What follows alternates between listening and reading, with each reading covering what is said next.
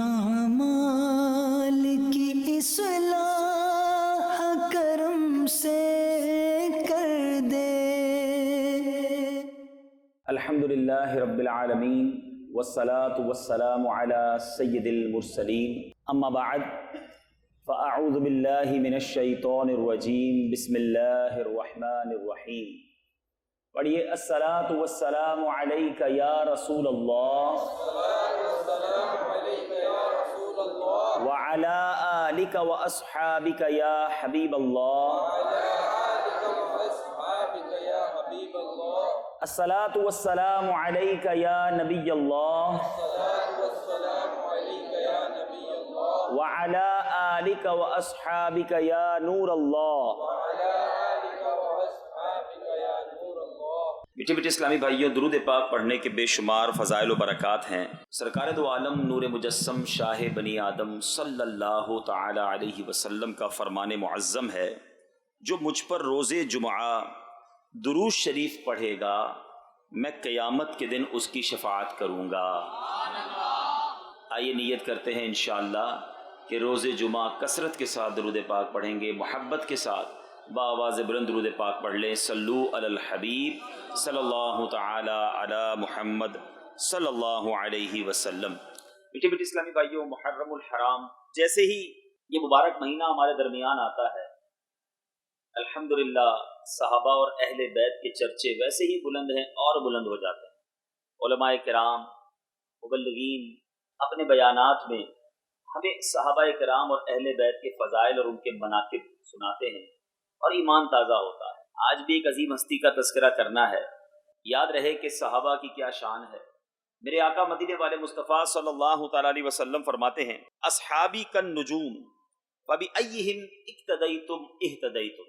میرے آقا فرماتے ہیں میرے صحابہ ستاروں کی مانند ہیں، ان میں سے جن کی بھی اقتدا کرو گے ہدایت پا جاؤ گے۔ یعنی ان میں سے کوئی بھی صحابی کی پیروی کر لی جائے، وہ ستارے ہیں، ان کو فالو کرنے والا ہدایت پا جاتا ہے۔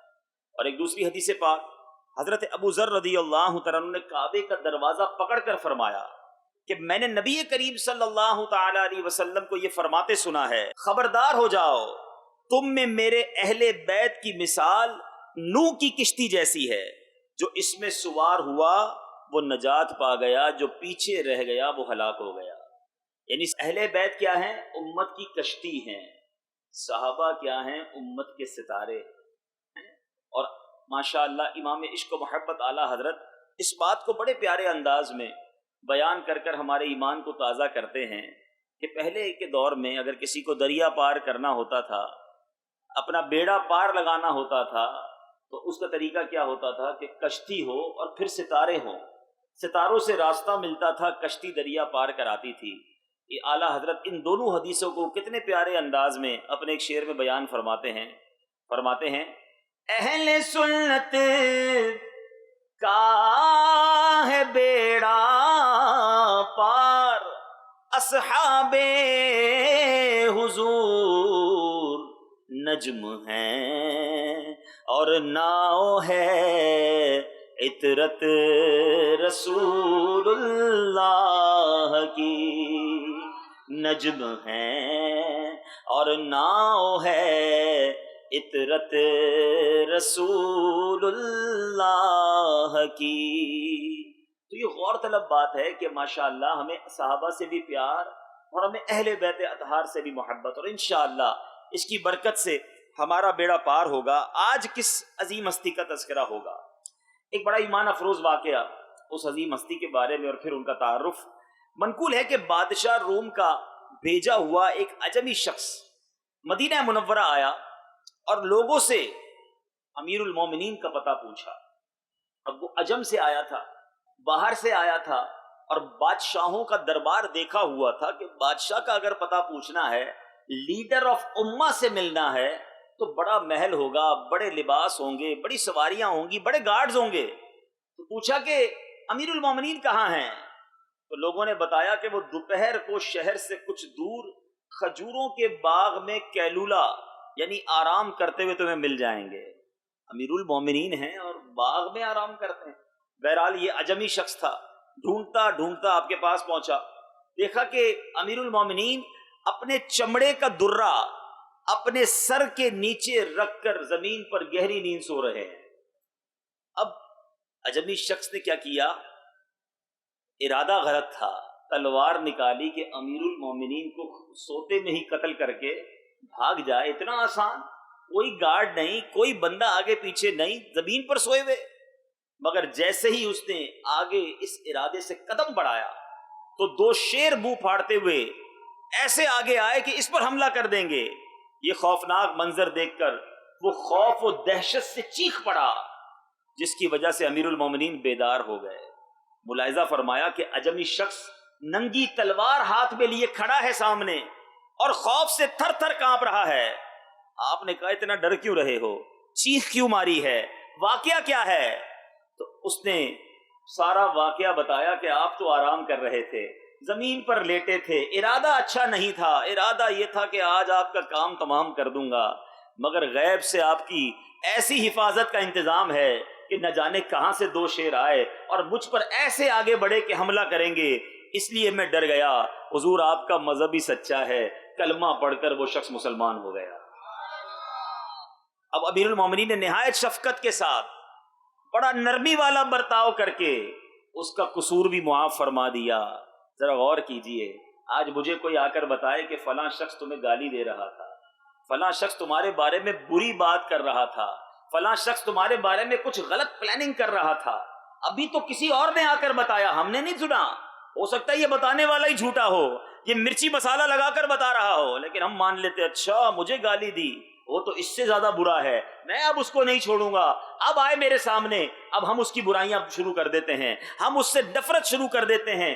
کسی زندگی کے موقع پر کسی قصور کرنے والے کو ہم معاف کرنے کے لیے تیار نہیں ہوتے، ہم کہتے ہیں جناب آپ اینٹ کا جواب پتھر سے دینا ہے۔ ارے یہ کیسی عظیم ہستی ہے کہ بندہ ہاتھ میں تلوار لیے سامنے کھڑا ہے، کسی اور نے نہیں بتایا کہ فلاں آپ کا قتل کرنا چاہتا تھا، ارے قتل کرنے والا خود سامنے کھڑا تھا۔ There is no witness required، کسی کی گواہی کی ضرورت نہیں تھی، وہ خود کہتا ہے میں مارنے آیا تھا۔ اب ڈر کے مارے تھر تھر کانپ رہا ہے، امیر المومنین ہیں، فقط حکم دینا تھا، اس کا سر تن سے جدا کر دیا جاتا۔ امت کے لیڈر کو قتل کرنے آنے والے کی سزا کیا ہونی چاہیے؟ اللہ اللہ، مگر وہ امیر المومنین تربیت یافتہ کس کے تھے، وہ خلیفہ کس کے تھے، وہ فالوور کس کے تھے؟ اللہ اکبر، اس نبی علیہ الصلوۃ والسلام کے کہ جس کے بارے میں شاعر لکھتا ہے سلام اس پر کہ جس نے گالیاں سن کر دعائیں دیں، سلام اس پر کہ جس نے خون کے پیاسوں کو قبائیں دیں۔ یہ اسی آقا کے غلام تھے جو مارنے والوں کو معاف کیا کرتے، جو پتھر برسانے والوں کو معاف کیا کرتے، جو زمین پر کانٹے بچھانے والوں کو معاف کر دیا کرتے، جو سر پر خاک ڈالنے والوں کو معاف کر دیا کرتے۔ پیچھے اسلامی بھائیوں تربیت کس کی تھی؟ انہوں نے بھی معاف کر دیا۔ آپ جاننا چاہیں گے یہ عظیم ہستی کون تھی کہ لیڈر ہو کر، امیر ہو کر، اس زمانے کے حاکم ہو کر باغ کے اندر مٹی پر سوئے ہوئے ہیں اور کوئی زیادہ انتظام نہیں ہے، کوئی جناب جس کو کہیں کہ کر و فر نہیں ہے، کوئی پروٹوکول نہیں ہے، جی وہ کوئی اور نہیں، آدھی دنیا پر حکومت کرنے والے وہ عظیم ہستی جن کے بارے میں میرے آقا فرماتے ہیں کہ میرے بعد کوئی نبی ہوتا تو عمر ہوتا۔ حضرت عمر رضی اللہ تعالیٰ عنہ امیر المومنین خلیفۃ المسلمین، آپ کا یہ حال تھا، آپ کی یہ عاجزی تھی، آپ کا یہ تقوی تھا۔ حضرت عمر رضی اللہ تعالیٰ عنہ کی شان دیکھو کہ میں اور آپ دعا کرتے ہیں اے اللہ مجھے شیطان کے واروں سے محفوظ فرما۔ حضرت عمر وہ ہیں جن کے بارے میں میرے آقا فرمائیں، حدیث کا مضمون ہے عمر جس گلی سے گزر جائے اس گلی سے شیطان نہیں گزرتا، شیطان عمر سے ڈرتا ہے۔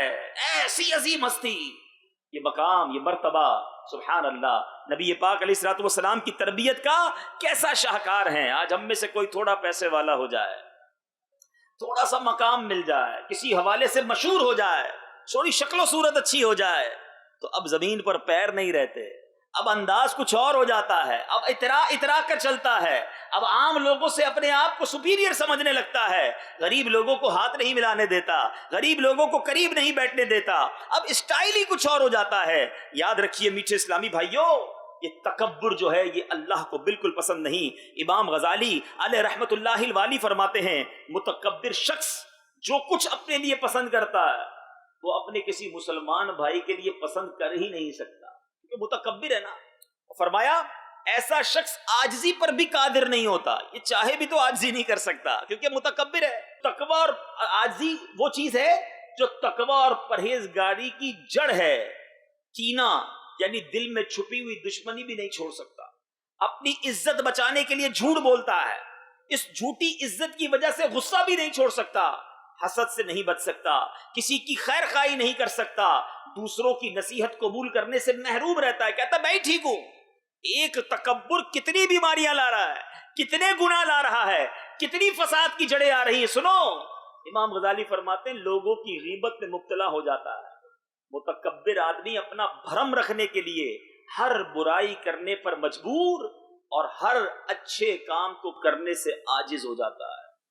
اللہ مجھے بھی اور آپ کو بھی تکبر سے محفوظ فرمائے, عاجزی کا پیکر بنا دے. واقعی یہ تکبر ایسی بیماری ہے جو بندے کو برباد کر کے رکھ دیتی ہے. پیچھے پیچھے اسلامی بھائیوں, کسی اور کی مثال کیوں دوں؟ خود شیطان فرشتوں کا استاد تھا, اللہ کی بارگاہ میں اتنا مقرب تھا کہ اس کے بارے میں آتا ہے جب فرشتے اللہ کی بارگاہ میں حاضر ہوتے نا, یہ فرشتہ نہیں تھا, یہ جن تھا, مگر یہ فرشتوں کی صف میں اللہ کی بارگاہ میں حاضر ہوتا. اتنا اللہ کی بارگاہ میں یہ مقرب تھا. کیا غلطی کی تھی شیطان نے؟ عبادتیں بھی تھی, علم بھی تھا, ریاضتیں بھی تھی. بتایا جاتا ہے شیطان نے اتنے سجدے کیے کہ زمین پر کوئی ایسا کونا باقی نہیں تھا جہاں شیطان نے سجدے نہ کیے ہوں. اتنی عبادت تھی. میں اور آپ تو کچھ بھی نہیں ہے نا, کتنی نمازیں پڑھ لی, کتنی عبادتیں کر لی, کتنا علم حاصل کر لیا, فرشتوں کا استاد. لیکن ایک بار تکبر کیا, حضرت آدم علیہ السلام کو سجدہ نہ کیا. وجہ کیا بتائی؟ انا خیر من, میں اس سے بہتر ہوں, آدم سے میں بہتر ہوں. خلقتنی من نار وخلقتہ من طین, اے اللہ تو نے مجھے آگ سے بنایا, اس کو مٹی سے بنایا, میں بہتر ہوں. آج یہی تو ہم کہتے ہیں میں بہتر ہوں, میں گاڑی والا ہوں, میں بہتر ہوں, میں بڑا خوبصورت ہوں, یہ تو کالا رنگ ہے اس کا. میں بہتر ہوں, میں پیسے والا ہوں, یہ غریب ہے. میں بہتر ہوں, میں شہرت والا ہوں, اس کو تو کوئی جانتا نہیں. میں بہتر ہوں, فلاں علاقے میں رہتا ہوں, یہ تو غریب علاقے میں رہتا ہے. میں بہتر ہوں, میری تنخواہ بہت زیادہ ہے, اس کی تنخواہ کم ہے. کہاں کہاں بہتری دکھاتے ہو؟ ذرا غور کرو. جس شیطان نے ایک بار تکبر کیا, ساری عبادتیں, ساری ریاضتیں اللہ کے دربار سے راندہ درگاہ ہو گیا. قیامت تک اس پر لعنت ہوتی رہے گی. ایک بار کہا تھا انا خیر من, میں اس سے بہتر ہوں. جو روز کہتا ہے میں اس سے بہتر ہوں, اس کا کیا بنے گا؟ ٹھیک ہے زبان سے نہیں کہتے, لیکن عمل سے کہتے نا. ضروری نہیں ہوتا ہر چیز زبان سے کہنا. ہو سکتا ہے کوئی کہے نہیں میں تو نہیں کہتا. ارے آپ کہتے نہیں, آپ کرتے ہیں. آپ ایسا عمل کرتے ہیں کہ سامنے والے کو جچا دیتے ہیں کہ تم سے میں بہتر ہوں, آئی ایم سپیریئر. میرے برابر میں کدھر آ کے بیٹھ گیا بھائی؟ تیرا کیا کام ادھر بیٹھنے کا؟ اٹ مینز میں بہتر ہوں. تمہارا کام نہیں میرے ساتھ بیٹھنا, تمہارا کام نہیں میرے ساتھ کھانا. ارے ایسے ایسے متکبرین ہیں, حالانکہ مسجد کے اندر آ کر تو ایک ہی صف میں کھڑے ہو گئے محمود و ایاز. یہ نماز مجھے اور آپ کو گویا لیسن دے رہی ہے عاجزی کا, کہ تمہاری دائیں طرف اگر حبشی کھڑا ہے, بائیں طرف کوئی غلام کھڑا ہے, اور تم زمانے کے آقا ہو, تو تم اپنے دائیں طرف والے کو نہیں اٹھا سکتے, اس کے ساتھ کاندھا ملا کر کھڑے رہو گے. یہ ہے اسلام جو دنیا کے تمام مذاہب سے برتر و اعلیٰ ہے. دنیا میں بہت سارے مذہب ہیں جہاں گوروں کی الگ عبادت گاہیں ہیں, کالوں کی الگ عبادت گاہیں ہیں. یہ صرف اسلام یہ درس دیتا ہے کہ آقا ہو یا غلام, جب نماز پڑھتا ہے کاندھے سے کاندھا ملا کر صف میں کھڑا ہوتا ہے. مگر ایسے بھی متکبرین پائے جاتے ہیں کہ اگر کوئی غریب, کوئی میلے کپڑے والا, کوئی نچلی ذات والا, کوئی چھوٹے خاندان والا نماز میں برابر میں کھڑا ہو جائے, اس تکبر کرنے والے کو دل میں برا لگنے لگ جاتا ہے. اللہ اکبر. اللہ کی بارگاہ میں حاضری ہے اور برابر میں کھڑے ہونے والے سے میں اپنے آپ کو بہتر سمجھ رہا ہوں. بنے گا کیا اس متکبر کا؟ نہیں میرے پیچھے اسلامی بھائیوں, اسلام یہ نہیں سکھاتا. حضرت عمر رضی اللہ تعالیٰ عنہ کتنی بڑی ہستی ہیں, قطعی جنتی. ارے مقام تو دیکھو, زندگی تو نبی پاک کے ساتھ گزاری, آج مزار میں بھی سنہری جالیوں میں میرے آقا کے ساتھ موجود ہے. قیامت تک لوگ روضہ رسول پر حاضری دیں گے جہاں نبی پاک کو سلام پیش کریں گے. سیدنا ابو بکر صدیق رضی اللہ تعالیٰ عنہ, سیدنا عمر فاروق رضی اللہ تعالیٰ عنہ کی بارگاہ میں سلام پیش کرتے رہیں گے. یہ مرتبہ اور یہ مقام انہیں ملا. مگر حال کیا ہے, عاجزی کیا ہے؟ سنتے جائیے, ایمان تازہ کرتے جائیے. کچھ تعارف حضرت عمر فاروق کے بارے میں, بہت بیسک باتیں جو میں پتہ ہونی چاہیے. آپ رضی اللہ تعالیٰ عنہ کو یکم محرم الحرام, یہ آپ کا عرس بھی ہے, آپ کو شہید کیا گیا تھا اور یکم محرم الحرام آپ کا انتقال ہوا اور آپ رضی اللہ تعالیٰ عنہ خلیفہ دوم بنے، جانشین پیغمبر حضرت سیدنا عمر کی جو کنیت ہے ابو حفص، حفص کہتے ہیں شیر کے بچے کو، اور آپ ابو حفص ہیں، اور واقعی آپ اس میں بامسمہ ہیں، ایسے شیر اسلام کے لیے آپ کی جو کاوشیں ہیں، اللہ اکبر، آپ اسد اللہ و اسد الرسول، اللہ اور اس کے رسول کے شیر ہیں، اور آپ وہ ہیں پیارے آقا علیہ الصلوۃ والسلام نے ان کا لقب فاروق پیارے آقا نے عطا فرمایا، اور آپ کا جو نام ہے نا وہ اسلام سے پہلے بھی عمر تھا، اسلام لانے کے بعد بھی عمر ہی رہا، بہت سارے نام تبدیل ہوئے مگر حضرت عمر کا جو نام تھا اسلام سے پہلے بھی عمر، اسلام کے بعد بھی عمر۔ اچھا عمر کے معنی کیا ہے؟ عمر کے معنی ہے آباد رکھنے والا یا آباد کرنے والا۔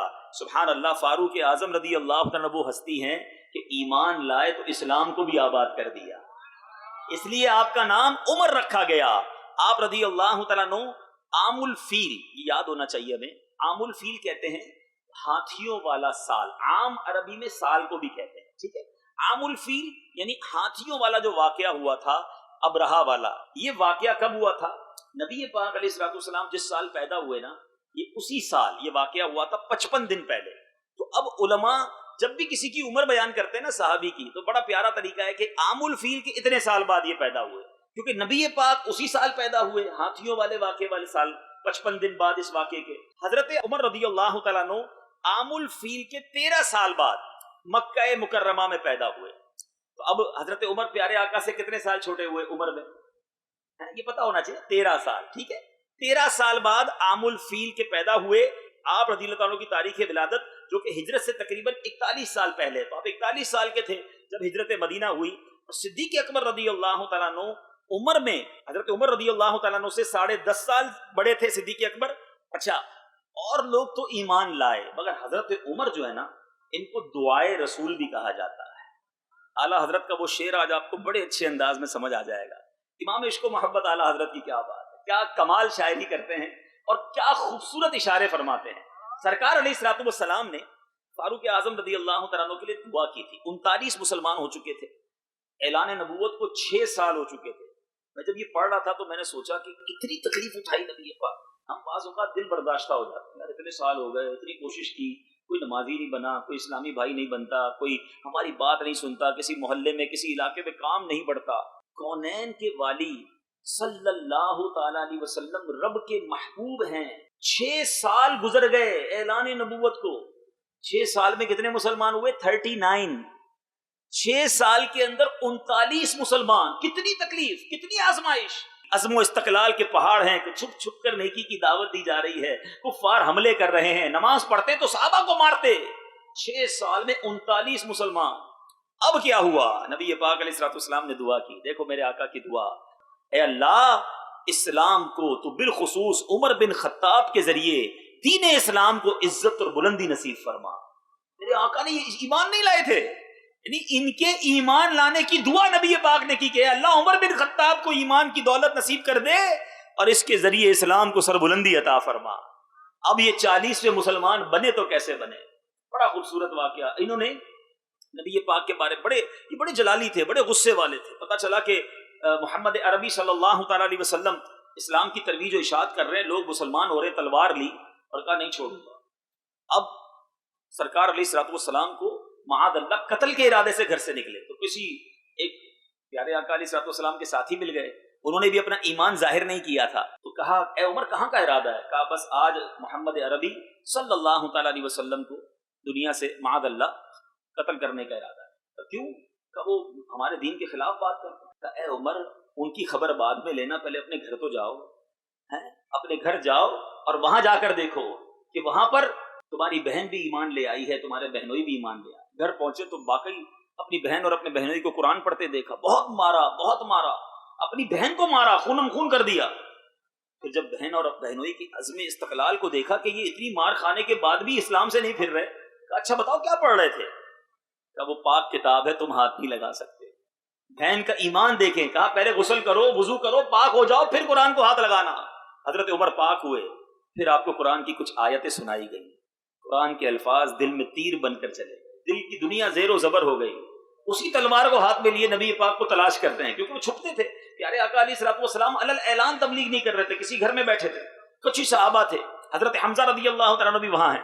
اب دروازہ کھٹکھٹایا، لوگوں نے دروازے کے اندر سے چھپ کر دیکھا کہ کون ہے، کہا عمر ہے۔ پیارے آقا علیہ الصلوۃ والسلام کی بارگاہ میں کسی نے دروازہ کھول کر کہا یا رسول اللہ عمر آیا ہے۔ حضرت حمزہ نے کہا اگر اچھے ارادے سے آیا ہے تو ٹھیک ہے، ورنہ آج عمر کی تلوار ہوگی اور اسی سے اس کا کام تمام کر دیں گے۔ یعنی سارے صحابہ کے اندر ایک طرح سے خوف پیدا ہو گیا کہ عمر دروازے تک تلوار لے کر آ گئے ہیں۔ حضرت عمر تھوڑی دیر پہلے جان لینے آ رہے تھے، آقا کے جلوے کو دیکھا، کلمہ پڑھ کر مسلمان ہو گئے۔ اب کمال ہو گیا، ریولوشن، ٹوٹلی انقلاب، پورا معاملہ ہی پلٹ گیا۔ حضرت عمر 40ویں ہیں مگر اللہ نے کمال شخصیت انہیں دی تھی۔ اب یہ پیارے آقا کا یہ زبردست کمال، میں یہ عرض کر رہا تھا تاریخ میں کوئی ایسی ہستی نہیں ملتی کہ جس کو کوئی جان لینے آتا ان کو دیکھتا اور اب انہی پر جان دینے والا بن جاتا۔ یہ بڑی عجیب بات ہے، میری بات سمجھنے کی کوشش کریں۔ کوئی کسی سے لڑنے آئے، ہمارے ساتھ بھی ہوتا ہے کہ نہیں چھوڑوں گا، آستینیں بھی چڑھائی، ہم سے کوئی لڑنے آ گیا اور دیکھا یار شریف آدمی ہے، کیا لڑنا، معاف کر دیا۔ معاف کرنا اور ہے، لیکن بندہ کہے میں اب آپ کے لیے جان دے دوں، دیٹ از ٹوٹلی اپوزٹ بات ہے۔ کئی بار ایسا ہوا کہ لوگ ننگی تلوار لے کر آتے کہ بس محمد عربی کو قتل کر دیں گے، پیارے آقا کے قریب آتے، نبی کی باتیں سنتے، آقا کا جلوہ دیکھتے، ایمان لاتے اور کہتے اب دیکھتے ہیں آپ کو کون ہاتھ لگاتا ہے، آقا پر جان دینے والے بن جاتے۔ ہجرت مدینہ کے موقع پر بھی ایسا ہوا کہ لوگ نبی پاک کو گرفتار کرنے آئے، کیونکہ بہت بڑے انعام کا اعلان تھا۔ ڈھونڈتے ڈھونڈتے ڈھونڈتے سرکار علیہ الصلوۃ والسلام کی بارگاہ میں پہنچ گئے، کیونکہ گرفتار کریں گے تو 100 اونٹ ملیں گے۔ جلوہ جانا دیکھا، سرکار کے عشق میں خود ہی گرفتار ہو گئے۔ کہتے پہلے نیت تھی آپ کو مدینے نہیں جانے دوں گا، اب نیت ہے دیکھتا ہوں مدینے جانے سے روکتا کون ہے، میں آپ کے ساتھ چلوں گا۔ تو کیا جلوہ زیبا تھا، کیا پیارے آقا علیہ الصلوۃ والسلام کی باتیں ہیں۔ حضرت عمر عرض کرتے یا رسول اللہ صلی اللہ تعالی علیہ وسلم، کیا ہم حق پر نہیں؟ ہم کیوں ڈر رہے ہیں؟ ہم کیوں چھپ کر نماز پڑھیں؟ آج کے بعد ہم علل اعلان نماز پڑھیں گے۔ 39 تھے تو کمرے کے اندر تھے، 40 میں حضرت عمر آتے ہیں، متمم ال40، 40 کا عدد پورا کرنے والے۔ کہتے یا رسول اللہ اب کعبے میں جا کر نماز پڑھیں گے۔ اب کیا ہوا، سبحان اللہ، کیا منظر ہوگا۔ مسلمان اس گھر سے باہر نکلتے ہیں، ایک صف کی امامت کر رہے ہیں حضرت عمر رضی اللہ تعالیٰ، ایک صف کی امامت کر رہے ہیں حضرت حمزہ رضی اللہ تعالیٰ، لیڈر آف امہ۔ حضرت عمر نے اعلان کیا کہ سنو اے کفاران قریش، آج جس کو اپنی بیوی کو بیوہ کروانا ہو سامنے آ جائے۔ اور اس دن کے بعد سے مسلمانوں نے کعبے میں علل اعلان نماز پڑھنا شروع کر دی، اسلام کا بول بالا شروع ہو گیا۔ پیارے آقا کی دعا جو تھی، اے اللہ حضرت عمر کے ذریعے اس مسلمانوں کو عزت عطا فرما۔ علماء کہتے ہیں بڑی پیاری بات ہے، ایمان تازہ کرنے والی بات ہے۔ یاد رکھو مجھے اور آپ کو عزت کیوں ملی، ہمیں ایمان ملا، ہمیں نبی پاک کے در کی غلامی ملی تو میں اور آپ معزز ہوئے۔ اللہ اکبر، حضرت عمر وہ ہیں کہ وہ ایمان لائے تو اسلام کو عزت بلند ہو رہی ہے۔ اور علماء لکھتے وہ دن ہے، آج کا دن ہے، ڈیلی بیسس پر حضرت عمر کے ایمان لانے کے بعد اسلام کو عروج اور اسلام کو جو ہے وہ عزت ملتی چلی گئی۔ اب آئیے اعلیٰ حضرت کا وہ شعر سمجھ آئے گا۔ پیارے آقا نے دعا کی تھی نا، مسلمانوں پر تکلیف تھی، ظلم تھا، اور آقا نے دعا کی تھی اے رب کریم عمر بن خطاب کو اسلام کی دولت عطا فرما۔ اعلیٰ حضرت لکھتے ہیں ناریوں کا دور تھا، دل جل رہا تھا نور کا، ان ناریوں کا، ان ظالموں کا دور تھا، دل جل رہا تھا نور کا، تم کو دیکھا ہو گیا ٹھنڈا کلیجہ نور کا۔ اے عمر تم ایمان کیا لائے، نبی پاک کے سینے میں ٹھنڈک داخل ہوئی۔ میٹھے میٹھے اسلامی بھائیوں، حضرت عمر رضی اللہ تعالیٰ عنہ کی بات ہو رہی ہے۔ ایک طرف یہ جلال، آپ جب خلیفہ ہوئے نا تو کچھ لوگوں نے اعتراض بھی کیا کہ یہ تو بڑے غصے والے ہیں، یہ بڑے جلال والے ہیں، اگر ان کو امیر المومنین بنا دیا گیا تو رعایا کا کیا ہوگا۔ مگر حضرت عمر رضی اللہ تعالیٰ عنہ ٹوٹلی چینج ہو گئے۔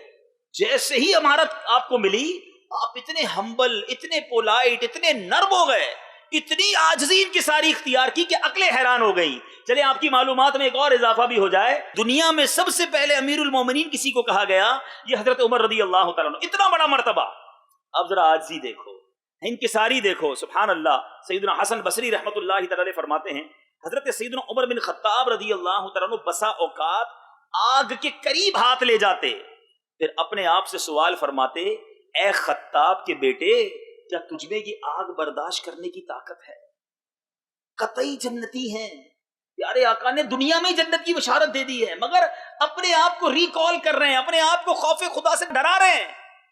لیکن مجھے اور آپ کو کبھی کبھی ہمیں بھی ایسا ہوا ہوگا، چولہا جلاتے ہوئے، موم بتی جلاتے ہوئے ماچس کی تیلی تھوڑا ہاتھ کے قریب تک پہنچی ہوگی، ڈر کے مارے ہم نے وہ تیلی چھوڑ دی ہوگی، کسی کا پیر، ننگا پیر کسی جلتی سگریٹ پر پڑا ہوگا تو چیخ نکل گئی ہوگی۔ کبھی اپنے آپ کو اس طرح ڈرایا کہ دنیا کی آگ سے تو اتنا ڈرتا ہے؟ ارے دنیا کی آگ سے 70 گنا زیادہ سخت جہنم کی آگ ہے، ادھر کیا ہوگا ہمارا؟ ایسے اعمال کیوں کر رہے ہیں؟ حضرت عمر اپنے آپ سے بات کرتے، حضرت عمر رضی اللہ تعالیٰ کے بارے میں آتا کہ آپ عید کے دن، حضرت عمر رضی اللہ تعالیٰ گھر سے نکلے تو مدینہ منورہ کے لوگوں نے دیکھا کہ آپ نماز عید کے لیے ننگے پاؤں تشریف لے جا رہے ہیں۔ اللہ اللہ، کیا عاجزی تھی، کیا سادگی ہے، کیا غربت ہے۔ آج عید والے دن نئے کپڑے نہ ہوں تو ہماری حالت خراب ہو جائے، چپل پرانے ہوں تو لڑائی شروع ہو جائے گھر میں۔ ارے پیر میں چپل ہی نہیں امیر المومنین کے، مگر زباں پر شکوے رنجو علم لایا نہیں کرتے، نبی کے نام لیوا غم سے گھبرایا نہیں۔ اے کاش میں اور آپ بھی کسی امتحان پر اللہ کی بارگاہ میں دل سے شکر ادا کریں کہ مولا میں راضی ہوں۔ یقین کریں میٹھے اسلامی بھائیوں، آپ کسی بھی مشکل میں، کوئی بے روزگار ہوگا، کوئی قرض دار ہوگا، کوئی چھوٹے سے گھر میں رہتا ہوگا، کوئی کسی وجہ سے پریشان ہوگا، پھر بھی آپ اور میں جس طرح کی زندگی گزار رہے ہیں نا، لاکھوں کروڑوں لوگ ایسی زندگی گزارنے کی تمنا رکھتے ہیں۔ آپ کہیں گے ایسے کیسے ممکن ہے؟ میں اتنا پریشان، قرض دار، روزگار بھی نہیں، میرے جیسی زندگی کون گزارنے کی تمنا کرے گا؟ اس دنیا میں کئی ایسے لوگ ہیں جن کے پیر ہی نہیں ہیں، کئی ایسے ہیں جو اپنے ہاتھوں سے کھانا نہیں کھا سکتے، ہاسپٹل میں لیٹے، نالیاں لگی ہوئی ہیں۔ آپ اور میں واش روم میں جا کر اپنی طبعی حاجات سے خود فارغ ہوتے ہیں، کچھ ایسے ہیں جو طبعی حاجات بستر پر کر رہے ہیں اور اس کے لیے بھی نالیاں لگی ہوئی ہیں۔ بتاؤ اچھی زندگی نہیں؟ اللہ کا احسان نہیں؟ کیوں نہ دیکھوں ان لوگوں کو جو مجھ سے بھی زیادہ مشکل لائف گزار رہے ہیں؟ کیوں نہ اپنے رب کا شکر ادا کروں؟ یاد رکھو میٹھے اسلامی بھائیوں، شکر ادا کریں، اللہ کی رضا پر راضی رہنے والے بنو، انشاءاللہ زندگی پرسکون ہو جائے گی۔ حضرت عمر رضی اللہ عنہ کے بارے میں آتا ہے کہ جب شہر سے کہیں سفر وغیرہ پر تشریف لے جاتے تو راستے میں جب آرام کا وقت ہوتا تو مٹی کا ڈھیر لگاتے، اس پر کپڑا بچھاتے اور اسی پر آرام فرما لیتے۔ اے نرم نرم گدوں پر سو کر بھی اللہ کی بارگاہ میں شکر ادا نہ کرنے والو، حضرت عمر تو مٹی کے بستر کو اپناتے ہیں، اور یہ اسی آقا کے غلام ہیں کہ جن کا انداز کیا تھا، کبھی جو کی موٹی روٹی تو کبھی کھجور پانی، تیرا ایسا سادہ کھانا مدنی مدینے والے، ہے چٹائی کا بچھونا کبھی خاک ہی پہ سونا، کبھی ہاتھ کا سرہانا مدنی مدینے والے۔ یہ آقا کے کیسے سچے غلام تھے کہ پروف کیا انہوں نے اپنی زندگی میں، زندگی گزاری تو کیسے۔ اور عاجزی کا عالم کیا ہے؟ حضرت عمر کا ایک بڑا شاندار انداز تھا کہ آپ رضی اللہ عنہ جب کم سن بچوں، مدینے کے چھوٹے چھوٹے بچے آپ کے پاس آتے نا تو ان سے کیا کہتے تھے؟ اے بچوں دعا کرو کہ عمر بخشا جائے۔ ہائے ہائے، ذرا غور کیجیے، مدینے کے بچوں سے حضرت عمر کہہ رہے ہیں کہ دعا کرو کہ عمر کی بخشش ہو جائے۔ کیا فکر تھی، کیا سوچ تھی۔ آج ہم عجیب لوگ ہیں، ہمیں کوئی بڑا بزرگ بھی مل جائے نا، کسی شخصیت سے ملنے کی بڑی تمنا بھی ہو تو مل کر کیا کہتے ہیں؟ حضور دعا کرے کاروبار میں برکت ہو جائے، دعا کرے میرے بڑا گھر مل جائے، نوکری مل جائے، میرا فلاں کام ہو جائے۔ ٹھیک ہے، دنیا کے معاملات کے لیے دعا کروانا جائز، اگر کبھی تو ایسا ہو کہ میں کہوں یار اس کی دعا لگ جائے گی، میں اس کو کہہ دوں دعا کرو میری مغفرت ہو جائے، میرا اللہ مجھ سے راضی ہو جائے، میرے گناہ معاف ہو جائیں، میرے رب کی رضا مجھے مل جائے، مجھے ایمان کی سلامتی مل جائے۔ اللہ کے بندوں، جب واقعی کسی سے دعا کرانا ہے تو آخرت کی بہتری کی دعا کرواؤ۔ یاد رکھو، ایک بات ذہن میں بٹھا لیجئے، اگر رب راضی ہو گیا نا، اللہ کی رضا جسے مل گئی تو پھر دنیا بھی اچھی ہو جائے گی، آخرت بھی اچھی ہو جائے گی۔ صرف دنیا اچھی کرنے کی دعا کیوں کروں میں؟ یا اللہ تو راضی ہو جا۔ مجھے بتاؤ مالک کائنات کون ہے؟ روزی دینے والا کون ہے؟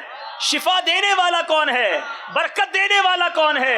ارے دنیا کی نعمتیں دینے والا کون ہے؟ جنت کی نعمتیں دینے والا کون ہے؟ رحمان الدنیا کون ہے؟ رحمان الآخرہ کون ہے؟ ارے جب ہے ہی سب کچھ میرا مولا تو میں یہ کیوں نہ دعا کروں کہ میرا مولا مجھ سے راضی ہو جائے؟ یہ کیوں نہ دعا کراؤں کہ دعا کرو میرا رب راضی ہو جائے؟ ارے جس سے رب راضی ہو گیا اس سے سب راضی ہو جائیں گے، اور سب راضی ہوں رب ناراض تو کیا فائدہ ایسی زندگی کا۔ پیچھے پیچھے اسلامی بھائیوں، حضرت عمر رضی اللہ عنہ کی یہ دعا مجھے اور آپ کو بہت سکھا رہی ہے کہ حضرت عمر بچوں سے کہتے تھے دعا کر دو کہ عمر بخشا جائے۔ کاش یہ دل میں کہ فکر جہاں گزی ہو جائے. آج سچ بتاؤ کاروباری لوگ بیٹھے ہیں, آپ کی دکان پر اگر آج بکری نہ ہو, تھوڑا بہت نقصان ہو جائے, کوئی مال خراب آ جائے, کوئی سٹاک ڈیڈ ہو جائے, حساب ملائیں تو کیش نہ ملے, تو ٹینشن ہو جاتی ہے, رات نیند نہیں آتی, کبھی کبھی رات میں آنکھ کھل جاتی ہے, یار فلاں کو پیمنٹ دینی ہے, پیمنٹ کا ٹائم آ گیا ہے, فلاں سے پیمنٹ لینی ہے, جواب نہیں دے رہا ہے.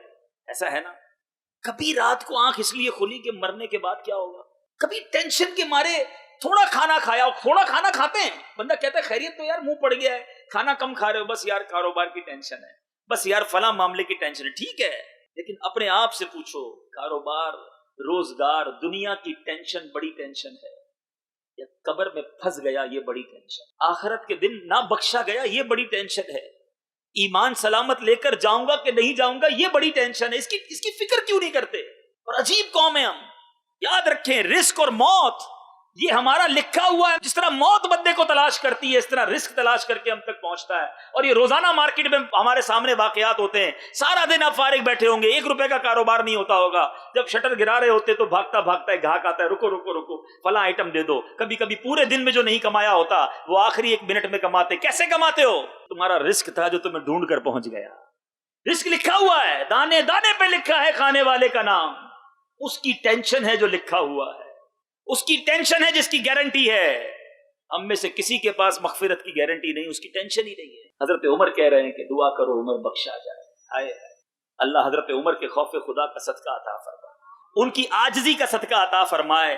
حضرت عمر رضی اللہ تعالیٰ عنہ کی قبر منور پر کروڑوں انوار و تجلیات کی بارش برسائے, اور اللہ کے حبیب کے اس ساتھی کے اس خوف خدا, اس احساس ذمہ داری, اس عاجزی اور انکساری اور اس عشق رسول کا صدقہ ہمیں بھی نصیب فرمائے. میرے میٹھے اسلامی بھائیوں, اپنی زندگی میں اگر ان عظیم ہستیوں کا اگر آپ اثر پیدا کرنا چاہتے ہیں, ان عظیم ہستیوں کے نقش قدم پر چلنا چاہتے ہیں, تو دعوت اسلامی کا مدنی ماحول آپ کے سامنے ہے. خدا را اس مدنی ماحول سے وابستہ ہو جائیں, ورنہ زندگی کہیں اسی طرح ضائع نہ ہو جائے. اللہ تعالی ہم سب کو عمل کرنے کی توفیق عطا فرمائے. کچھ محرم کے فضائل میں نے بیان کرنے ہیں, اور عاشورہ کے دن کون سے کام کرنے ہیں وہ بھی بیان ہوں گے. عاشورہ کا دن, اس کی بے شمار فضیلتیں ہیں. احادیث میں اس دن کی بڑی اہمیت کو بیان کیا گیا.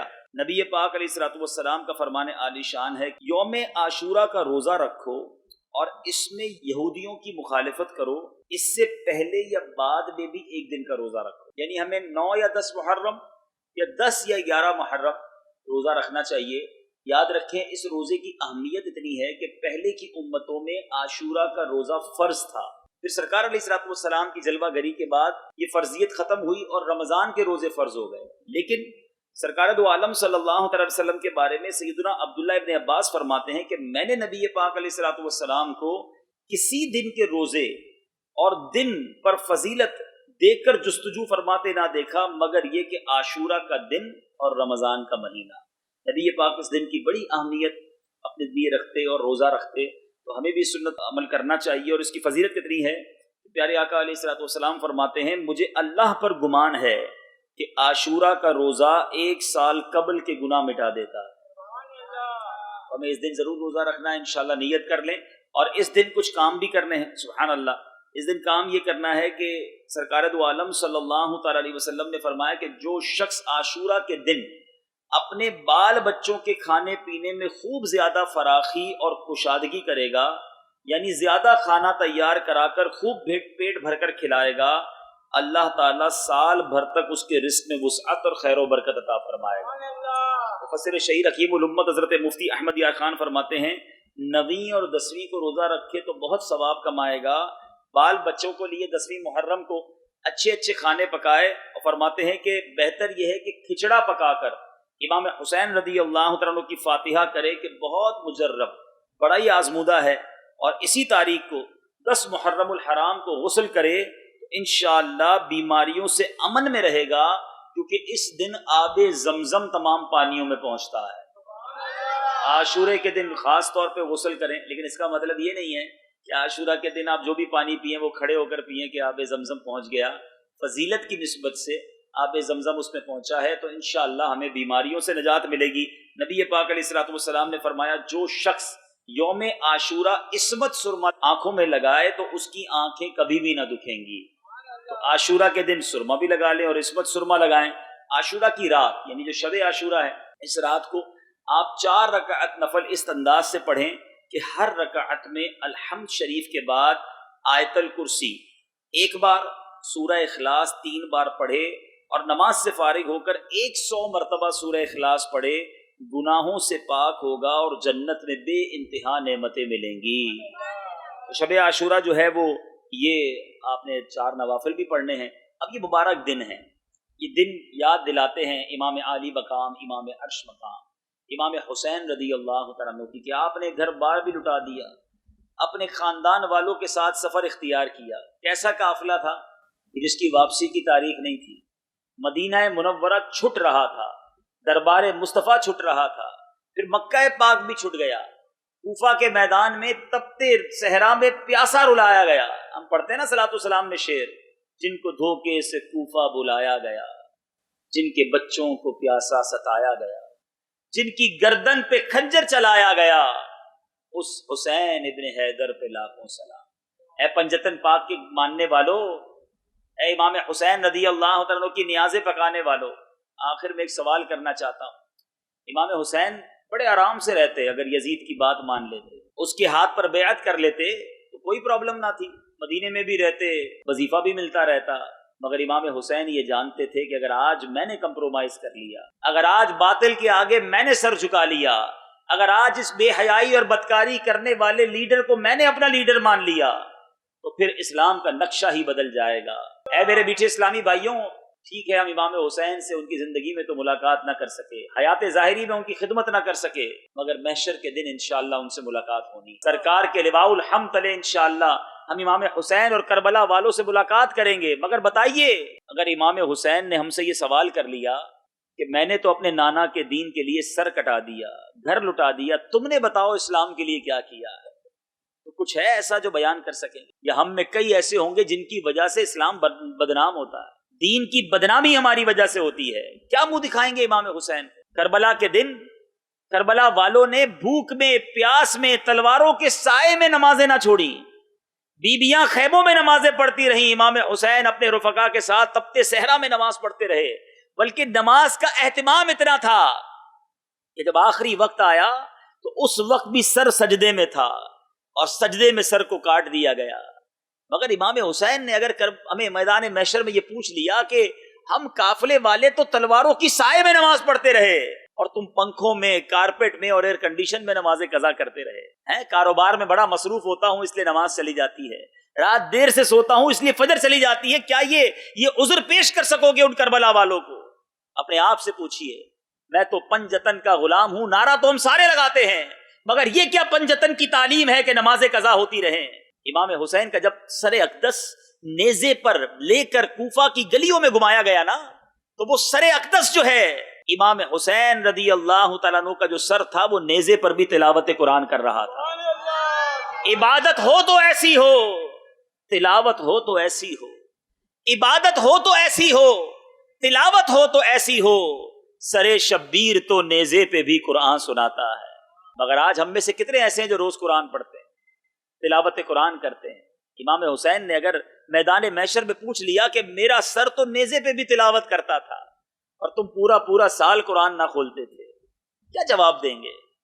صرف نعرے لگانے سے، اہل بیت اطہار کی غلامی کا اعلان کرنے سے ہی غلامی نہیں ہوتی، ان کی سیرت کو بار بار محرم میں جو بیان کیا جاتا ہے، اس سے میں نے اور آپ نے اپنی ذات میں بھی تو کچھ حاصل کرنا ہے نا، اپنی زندگی میں بھی کچھ امپلیمنٹ کرنا ہے۔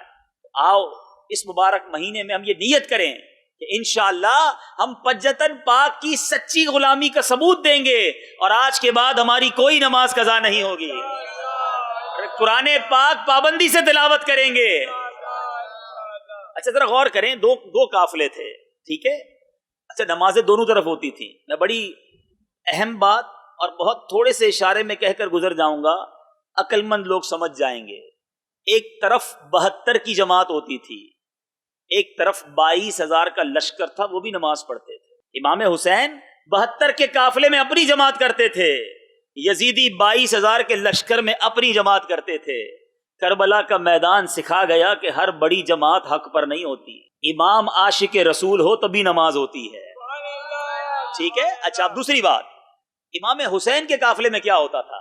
رات کو تلاوت ہوتی تھی، ادھر کے خیموں میں رات گانے باجے ہوتے تھے. اپنے آپ سے پوچھو ہماری رات قرآن میں نماز میں بسر ہوتی ہے یا فلمیں ڈرامے دیکھتے دیکھتے بسر ہوتی ہے؟ اپنے آپ سے پوچھ لو کہ اگر جو رات اللہ کی عبادت کرتے کرتے سوتا ہے وہ تو حسینی طریقے پر ہے، جو رات گانے باجے فلموں ڈراموں میں گزارتا ہے کیا وہ یزیدی طریقے پر نہیں؟ کہتا ہے حسین کا غلام ہوں، کام یزیدیوں والے. یزید کے خیموں کے اندر شراب پی جاتی تھی، امام حسین کے خیموں میں تلاوت کی جاتی تھی. آج شراب پینے والا مسلمان اپنے آپ سے پوچھے کہ میں حسین رضی اللہ تعالیٰ عنہ امام حسین کا پیروکار ہوں یا یزید کے نقش قدم پر چلنے والا. برائیوں کے اہتمام تھے ان خیموں کے اندر. اے میرے میٹھے اسلامی بھائیوں، اگر آپ چاہتے ہیں کہ ہمارا حشر اہل بیت اطہار کے ساتھ ہو، امام حسین کے چاہنے والوں میں کے ساتھ ہو، تو اب امام حسین اور ان کے قافلے والوں کے طریقے پر عمل کیجئے. ایسا نہ ہو زندگی تو گزرے یزیدیوں کے طریقے پر اور کہوں ہوں پنجتن کا غلام. اپنے دل سے پوچھو نا، سچی غلامی یہ ہے کہ جس کے غلام ہو ان کے طریقے پر چلو، کیونکہ انہی کے نانا کے صدقے ہمیں جنت ملنی ہے. اگر ان سے محبت پکی ہوئی، وہ راضی ہو گئے، تو انشاءاللہ جنت ہمارا ٹھکانہ ہوگی. امام عشق و محبت اعلیٰ حضرت ان دو پھولوں کا صدقہ کتنے پیارے انداز میں نبی پاک کے دربار میں پیش کرتے ہیں. پیارے آقا حسنین کریمین کو اپنا پھول کہا کرتے تھے. ان دو کا صدقہ جن کو کہا میرے پھول ہیں. آقا آپ جن کو پھول کہا کرتے میں ان کا صدقہ پیش کر رہا ہوں. امام اہل سنت لکھتے ہیں ان دو کا صدقہ جن کو کہا میرے پھول ہیں، کیجے رضا کو حشر میں خندہ مثال گل. یا رسول اللہ بڑے گناہ ہیں، ایسے گناہوں کو پاک کر دیجئے، گناہوں کا بوجھ ایسا اتر جائے کہ محشر کے دن رضا جو ہے وہ پھول کی مانند ہلکا ہو جائے. میٹھے اسلامی بھائیوں، حسنین کریمین سے سچی محبت کا تقاضا یہ ہے کہ ہم اپنی زندگی میں گناہوں سے توبہ کر کے نیکیوں کی طرف راغب ہو جائیں. ویسے بھی سال کا ابتدا ہے، محرم نیا سال لایا ہے، کیوں نہ یہ سال کی ابتدا ہم بڑی نرالی کریں، زندگی میں تبدیلی لے آئیں کہ بس آج کے بعد زندگی گزرنی ہے تو نبی پاک علیہ الصلوۃ والسلام اور امام حسین رضی اللہ تعالیٰ عنہ کے طریقے کے مطابق زندگی گزاریں گے. پھر دیکھیں انشاءاللہ پھر زندگی کا لطف دنیا میں بھی ہے اور اللہ نے چاہا آخرت میں بھی بیڑا پار ہے.